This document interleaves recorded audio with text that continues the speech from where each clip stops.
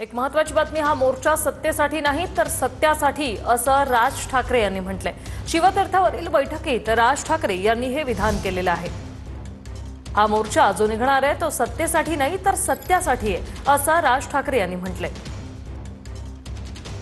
शिवतीर्थावर मनसे पदाधिकाऱ्यांची बैठक सुरू आहे आणि या बैठकीत राज ठाकरे यांनी हे वक्तव्य केले। कृष्णा सोनारवाडकर आमचे प्रतिनिधी आपल्या सोबत फोन लाईन वरून जोडलेत। कृष्णा, काय माहिती?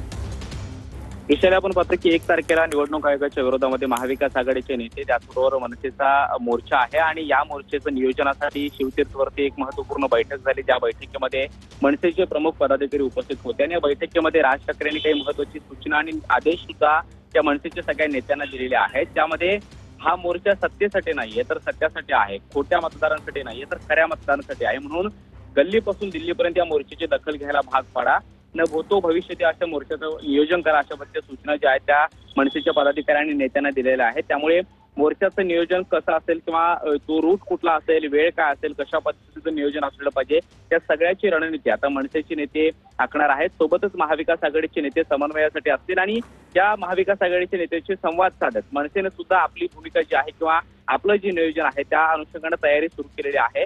राज ठाकरे यांनी जे काही आदेश दिलेले आहेत त्या आदेशानुसार मनसेचे सगळे नेते आणि पदाधिकारी कामाला लागतील। सोबतच महाविकास आघाडीच्या नेत्यांसोबत काही महत्त्वपूर्ण बैठका, त्याचबरोबर चर्चा सुद्धा होण्याची शक्यता आहे। पुढचे 4-5 दिवस या मोर्चाचं नियोजन केलं जाईल आणि त्यानंतर हा मोर्चा जो आहे तो विराट पद्धतीने कशा पद्धतीने निवडणूक आयोगाच्या विरोधामध्ये काढता येईल यासाठी सुद्धा मनसेने सुद्धा जी आहे ती सक्रिय भूमिका घ्यायला आता सुरुवात केलेली आहे। धन्यवाद कृष्णा, तुम्ही दिलेल्या या माहितीसाठी।